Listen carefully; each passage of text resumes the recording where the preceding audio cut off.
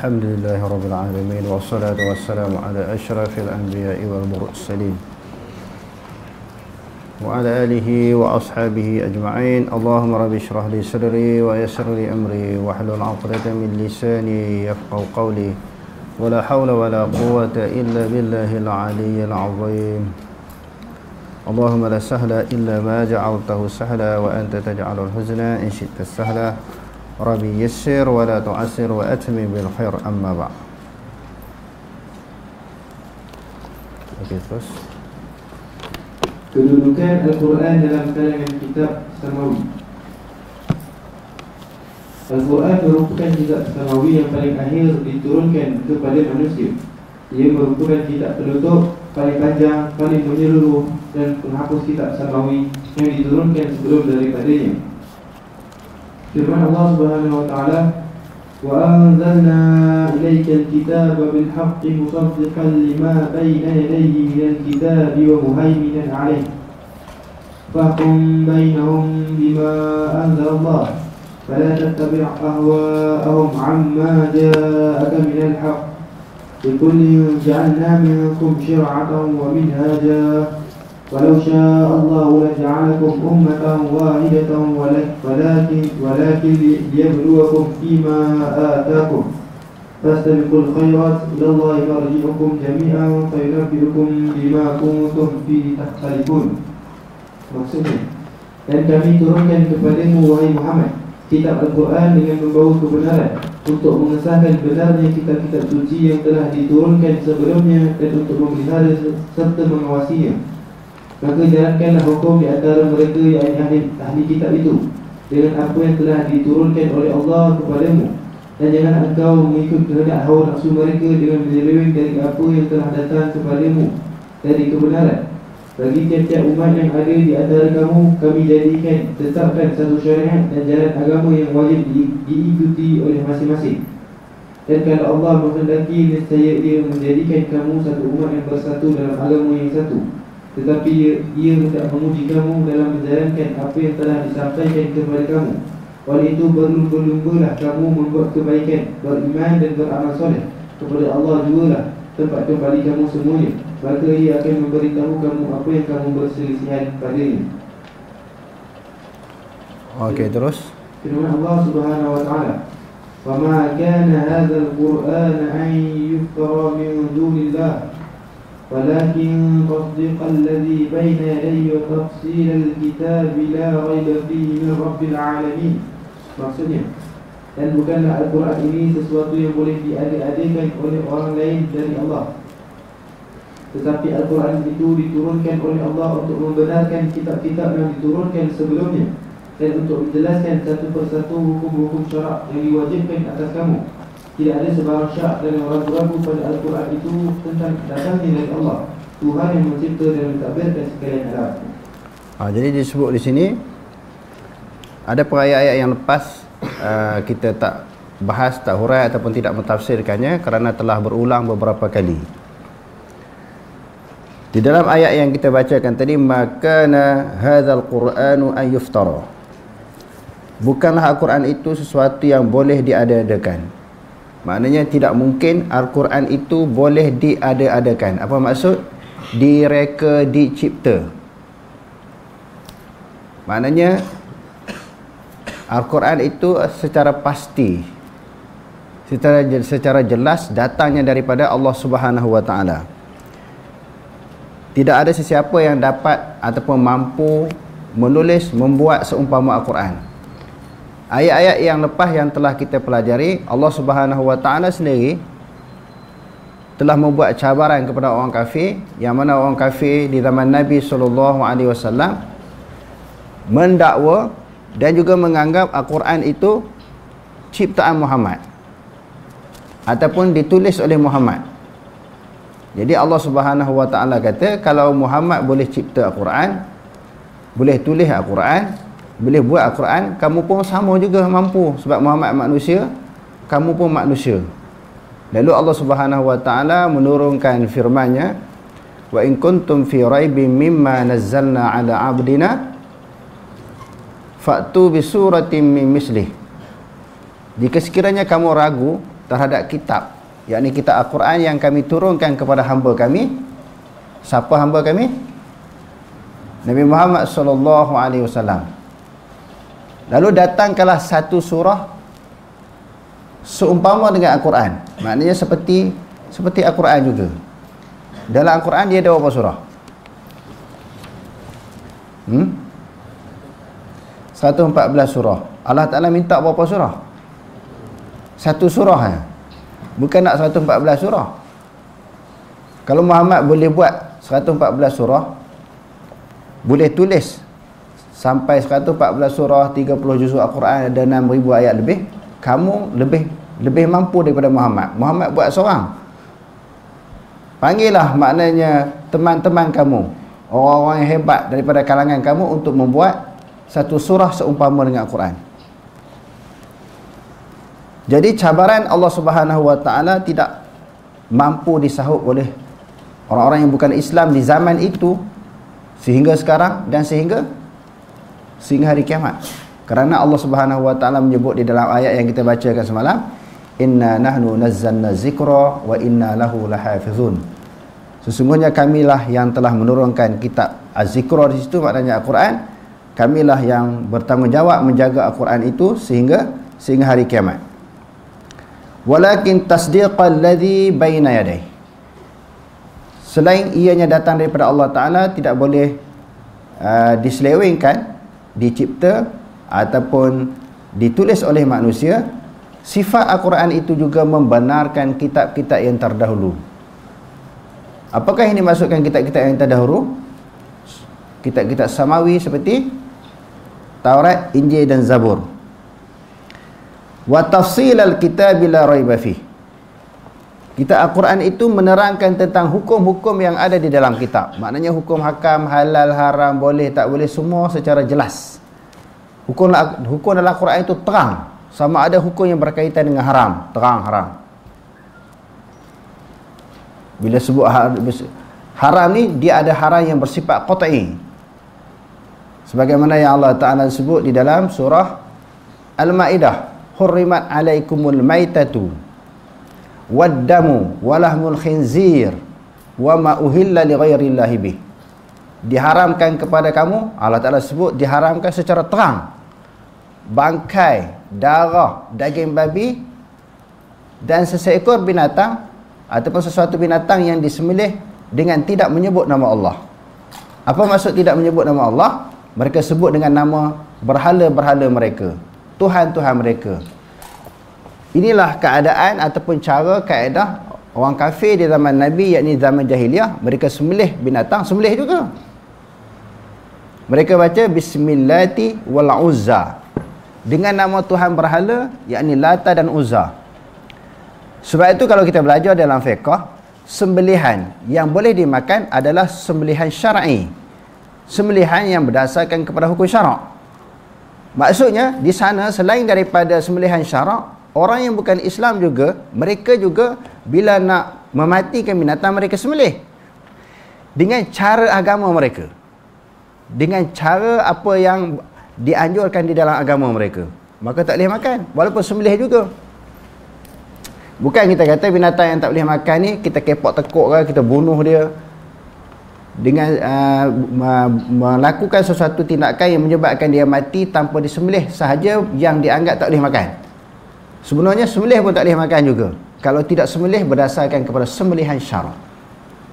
Jadi Allah Subhanahu Wa Taala wa tafsilal kitab, dia menerangkan hukum kitab ni jelas dalam Quran, sama ada berkaitan dengan hukum fiqh ataupun yang berkaitan dengan masalah akidah. Semua hukum hakam yang diterangkan oleh Allah Ta'ala dalam Quran, semuanya jelas. La raiba fihi, tidak ada ragu padanya. Tidak ada ragu. Maknanya apa yang terkandung dalam Quran tidak ada ragu. Sebab apa tidak ada ragu? Min Rabbil Alamin, datang daripada Tuhan sekalian alam. Maknanya Allah ni Tuhan kepada alam, tidak ada ragu. Sebab itu kita tengok hari ni orang kafir pun menjadikan dalil Al-Quran untuk lawan orang Islam balik. Dia baca ayat Al-Quran nak lawan orang Islam balik. Dia tahu bahawa Al-Quran menjadi rojokan pegangan orang Islam kan. Sebab Allah Ta'ala sebut dalam Quran, fa in tanaza'tum fi syai'in farudduhu ila Allah war rasul in kuntum tu'minuna billahi wal yawmil akhir dzalika khairun wa ahsanu ta'wila. Jika kamu berselisih pendapat antara satu sama lain, kembalilah kepada Allah, yakni Al-Quran. Jadi orang kafir pun ambil hujah Al-Quran nak lawan orang Islam balik. Tapi kita tak boleh hurai banyak-banyak, takut termasuk dalam 3R. Kalau ni 3R tak boleh, kena tanya, kena siasat. Yang boleh sebut satu je, RNR. Itu boleh sebut.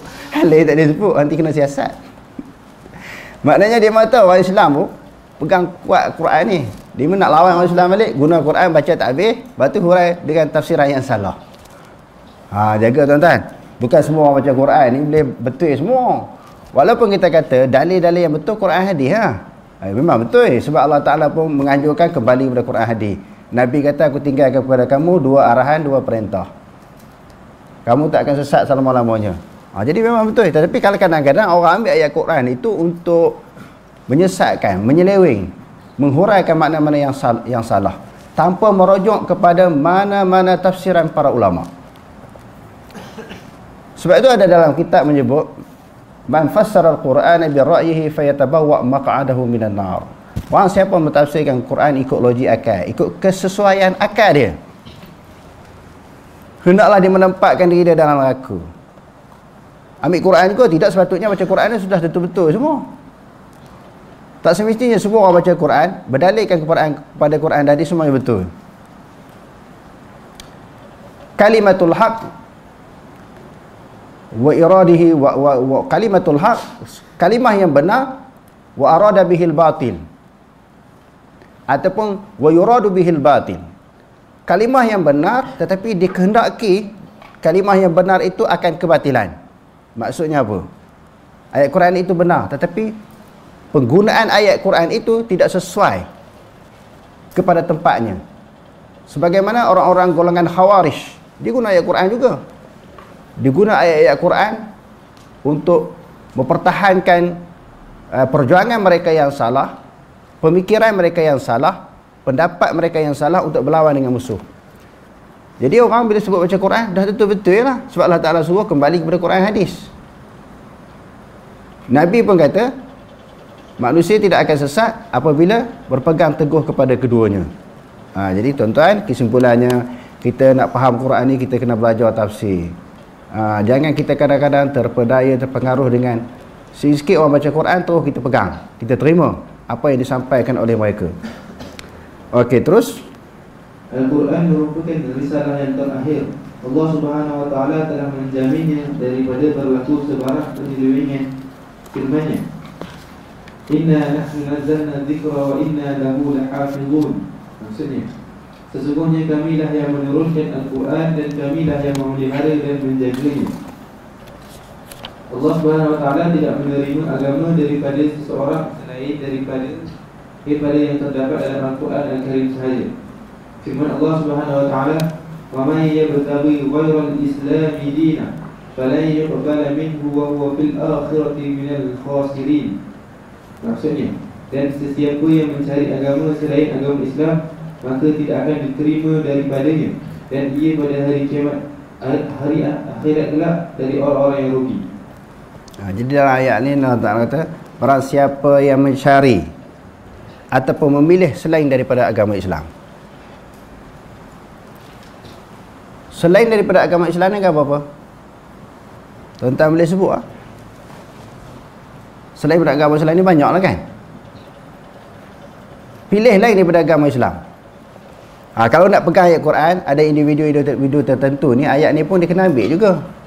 Sebab Allah Ta'ala kata udkhulu fis silmi kafah, masuklah Islam secara keseluruhan. Jangan pakai tebuk-tebuk ayat-ayat yang rasa-rasa boleh menyokong kita, perjuangan kita, parti kita, kumpulan kita, kita ambil ayat tu untuk hentam orang lain.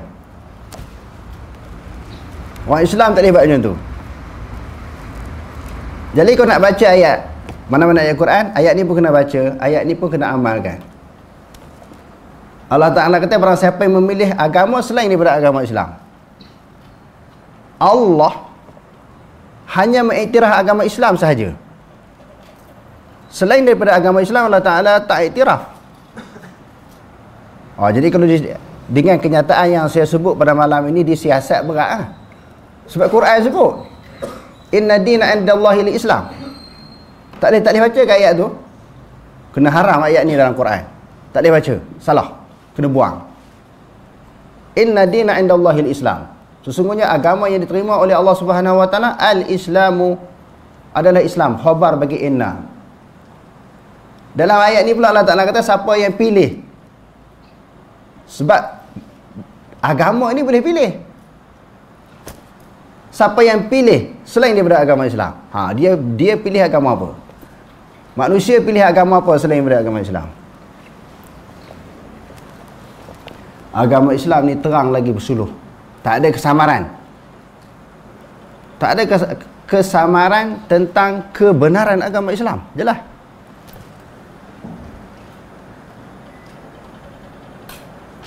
Sebab tu kita tengok perdebatan yang berlaku antara Dr. Zakir Naik dengan orang lain kan. Agama-agama lain, kumpulan-kumpulan lain, puak-puak lain, tengok bagaimana. Tak boleh jawab. Sebab tu dia orang tak suka Dr. Zakir Naik ni berceramah. Dia berjaya mampu membuktikan kebenaran agama Islam dan kebatilan agama lain. Barang siapa yang memilih agama selain daripada Islam, memilih selain daripada Islam dinan sebagai agama, cara hidup sebagai pegangan. Tak jelas lagi, tak terang lagi. Ada kesamaran ke agama Islam ni? Kok agama ni semua sama je.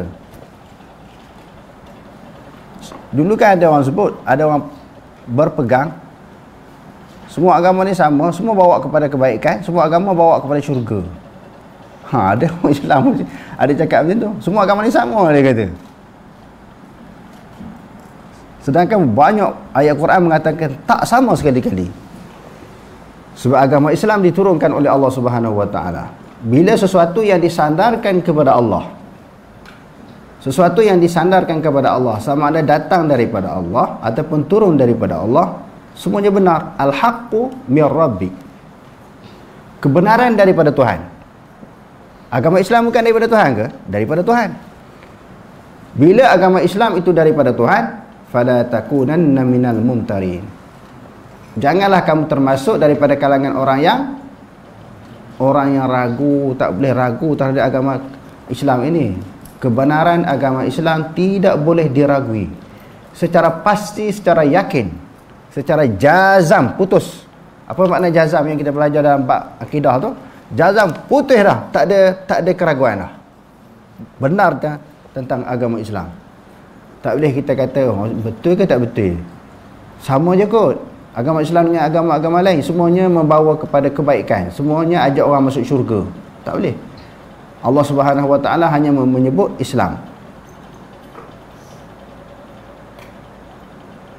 Dan Allah Ta'ala sebut dengan ma'rifah dan juga mufrad. Innad dina. Dia tak kata innal adyan. Sesungguhnya agama-agama.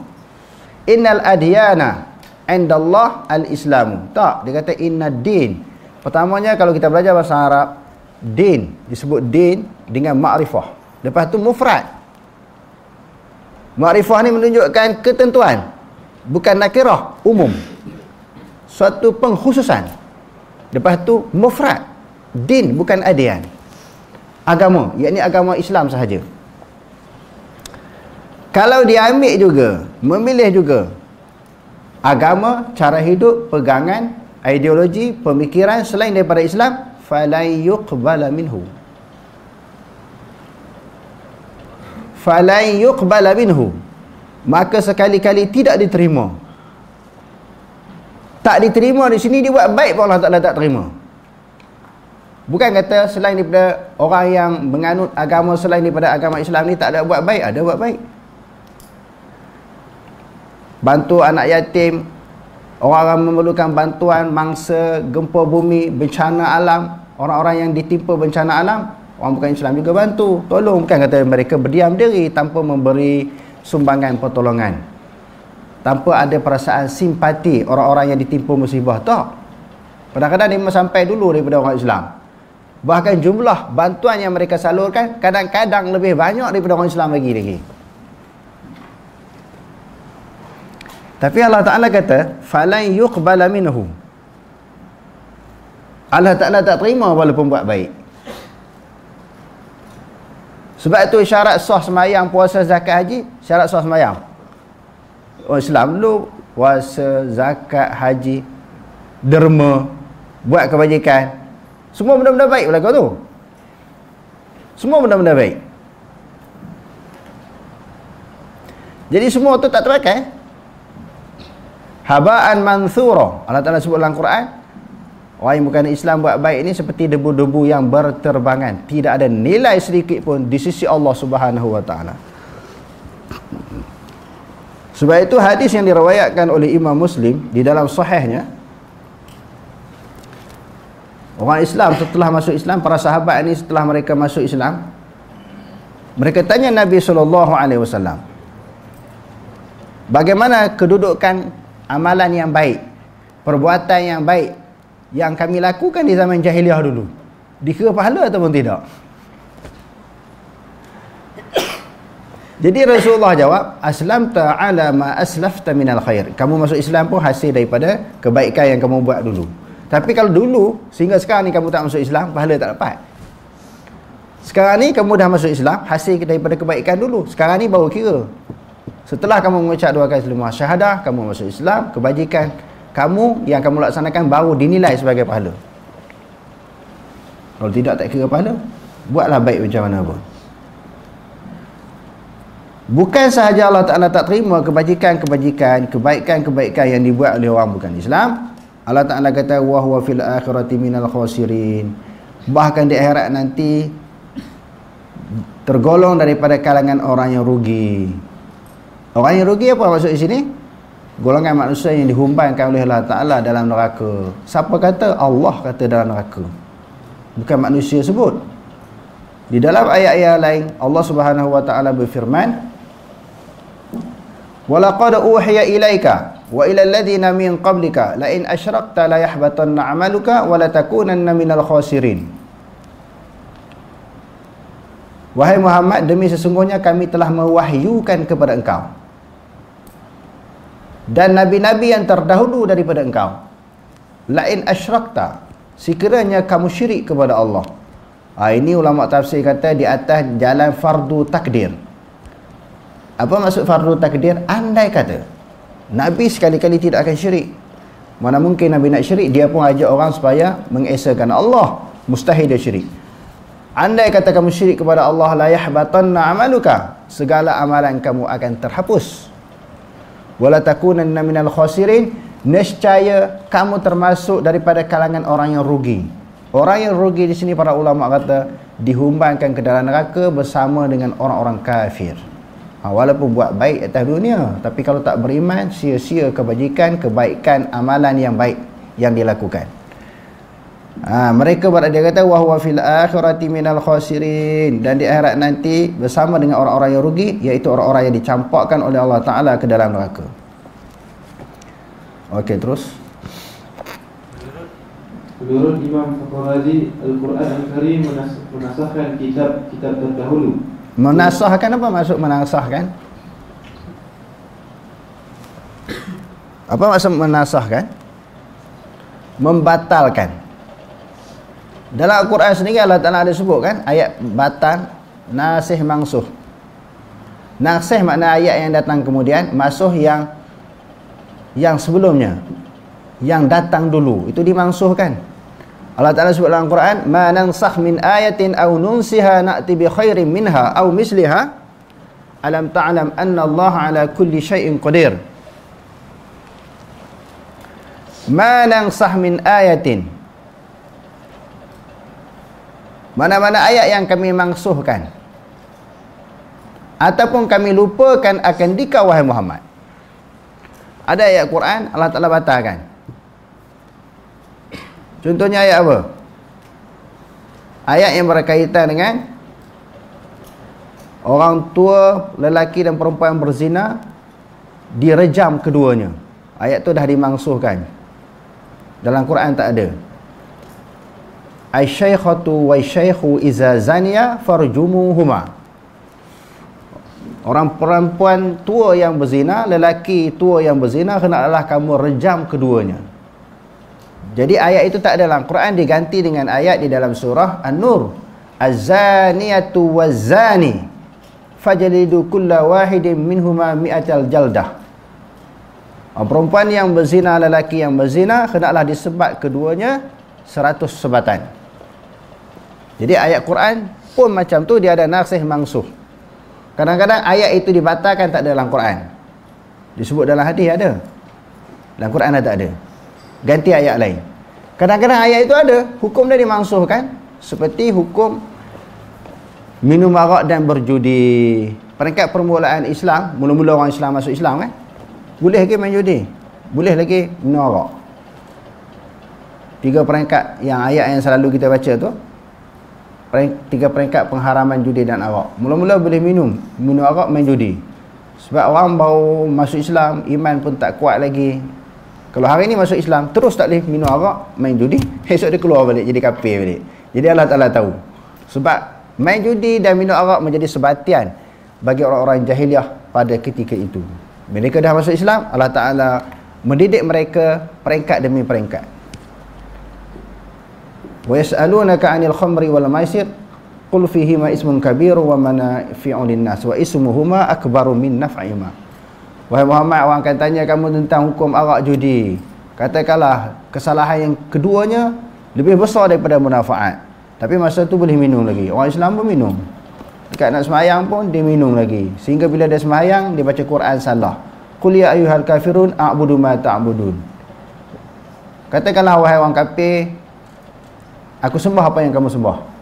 Dia tertinggal perkataan la, sebab dalam keadaan mabuk. Lepas tu Allah Ta'ala turun ayat yang kedua. Ya ayyuhalladzina amanu la taqrabus salata wa antum sukara hatta ta'lamu ma taqulun. Wahai orang beriman, jangan kamu menghampiri sembahyang dalam keadaan kamu mabuk. Dekat nak sembahyang jangan minum arak. Lepas bagi salam boleh minum. Lepas dekat nak sembahyang tak minum arak, pas sembahyang minumlah. Tak salah. Sehingga dah lama kelamaan orang Islam pun dah kuat iman hasil daripada ibadat amalan mereka. Allah Ta'ala terus turun satu ayat pemutus hukum secara qat'i. Pada ketika itu tak boleh minum arak dah, judi pun tak boleh main dah. Ya ayyuhalladzina amanu innamal khamru wal maisiru wal ansabu wal azlamu rijsun min amali syaitan fajtanibuhu la'allakum tuflihun. Wahai orang beriman, sesungguhnya arak, judi, tenung nasib, sembah berhala, semuanya kerja syaitan, hendaklah kamu jauhi, semoga kamu memperolehi kejayaan. Jadi maknanya Islam, Allah Subhanahu Wa Taala mendatangkan Islam itu dalam bentuk tadarus, peringkat demi peringkat sesuai pada ketika itu. Tapi zaman kita sekarang ni tak boleh dah. Tak ada peringkat dah, sebab secara jelas Allah Ta'ala telah menyebut tentang pengharaman arak dan judi, dan Islam itu diturunkan secara lengkap. Dulu tak lengkap, peringkat demi peringkat mengikut kesesuaian. Sahabat pun tak boleh nak terima sekaligus macam tu, jadi panik. Sebab mereka dah judi, arak dah jadi sebati. Begitu juga perbuatan-perbuatan yang lain. Jadi sekarang ni Allah Ta'ala telah turunkan Al-Quran secara lengkap sempurna, dengan ayat yang Allah Ta'ala sebut di dalam surah Al-Ma'idah, Al-yawma akmaltu lakum dinakum wa asmantu alaikum ni'mati wa raditu lakumul islam madina. Jadi dengan turun ayat itu, maknanya hukum Islam tidak berubah lagi, berkekalanlah sehingga hari kiamat. Okey, terus. Dan dia sendiri tidak dimansuhkan oleh kitab-kitab lain. Jadi nak cerita di sini, Quran itu ada nasikh mansukh, dan Quran juga dia menasahkan, membatalkan kitab-kitab samawi yang terdahulu seperti Taurat, Injil dan Zabur. Okey, terus. Ia tidak pernah mengalami perubahan maupun pergantian sesuai dengan ayat 9 surah Al-Hijr di atas. Beliau Ibnu Katsir, Allah Subhanahu Wa Taala menjadikan kitab Al-Quran sebagai kitab yang terakhir diturunkan, kitab penutup, paling syumul, paling sempurna dan paling agung. Tak ada dah, selepas Quran habis dah.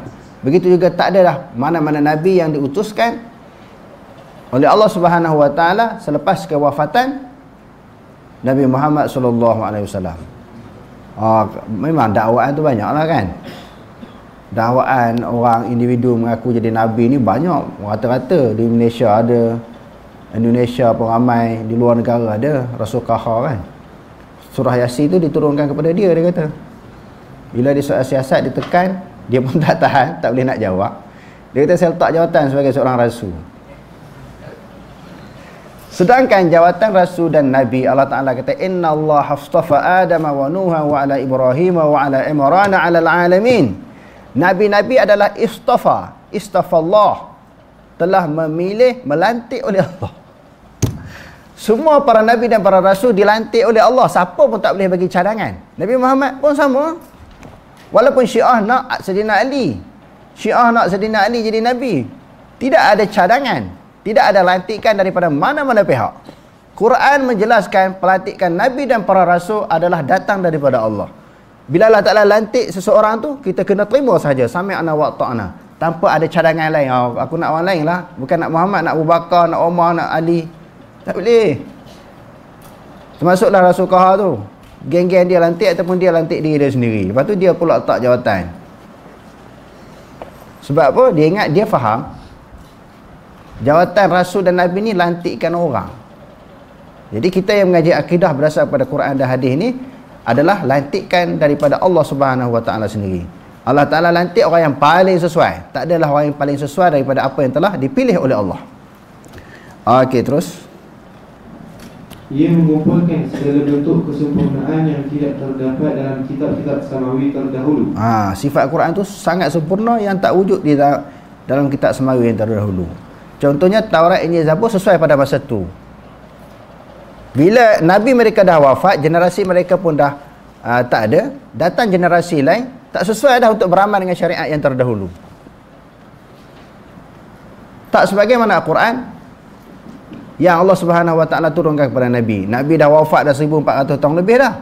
Sepatutnya berlaku. Kalau ikut sekarang ni macam-macam isu yang berkaitan dengan fiqh.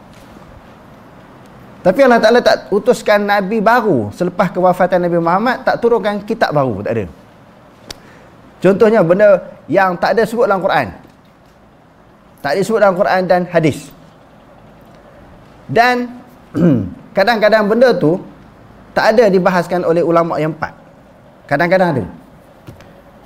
Yang tak disebut dalam Quran dan hadis apa dia? Isu bayi tabung uji, isu bank susu. Mana ada sebut dalam Quran dan hadis? Ulama ijtihad. Banyak lagi kalau kita nak sebut apa dia? Masuk ni organ binatang masuk dalam tubuh badan manusia. Mana ada dalil dalam Quran hadis? Maksudnya apa dia? Ambil jantung babi ataupun buah pinggang ni masuk kepada ganti kepada buah pinggang manusia yang rosak. Boleh tak boleh? Tak sebut dalam Quran hadis, ulama kata boleh. Lepas tu apa dia? Sekarang ni yang orang nak pergi ke Mekah tu, suntikkan apa vaksin. Yang kata di sana ada unsur, ada darah babi di situ kan. Tak dibincang dalam Quran hadis, tapi ulama ijtihad. Walaupun begitu, sesuatu benda yang tak ada dalam Quran hadis, tetapi asasnya ada dalam Quran hadis. Sehingga ijtihad-ijtihad yang berlaku di zaman sekarang tak perlu adanya kitab baru. Maksudnya kitab samawi. Tak perlu adanya Nabi baru diutuskan oleh Allah. Padan dengan asas yang ada dalam Quran, asas yang ada dalam hadis, dan ijtihad-ijtihad yang telah berlaku di dalam 4 mazhab ini untuk membolehkan para ulama.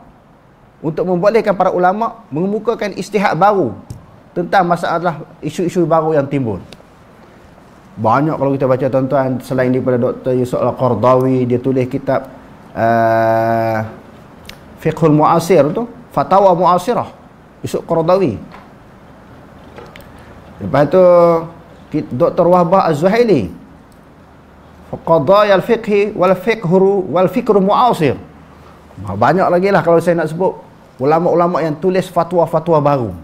Jadi Quran, kitab baru tak perlu, kitab samawi baru tak perlu. Padan kitab yang telah ada sebagai asas, Quran dan juga hadis sebagai asas untuk para ulama berijtihad menyelesaikan isu-isu baru yang timbul. Menyelesaikan isu-isu yang baru yang timbul. Contohnya musim Covid, penjarakan sembahyang 1 meter kan, antara seorang individu, satu jemaah dengan satu jemaah, jarak 1 meter. Orang kata tak dalam Quran hadis. Dia asasnya ada. Lepas tu pergi ke masjid tak boleh bilangan 40 orang Jumaat kan, tak diwajibkan, turun kepada beberapa orang sehingga 6 orang. Maknanya tak perlu dari Quran hadis. padan dengan ulama-ulama yang wujud di zaman kita sekarang ini untuk beristihad, tapi tak lari panduan-panduannya yang dipetik daripada Quran dan hadis. Jadi nak cerita di sini apa? Kalau Nabi dulu wafat, datang generasi baru, kena ada buku baru, kitab baru untuk menyelesaikan isu pada masa itu. Contohnya kita kata Taurat zaman Nabi Musa.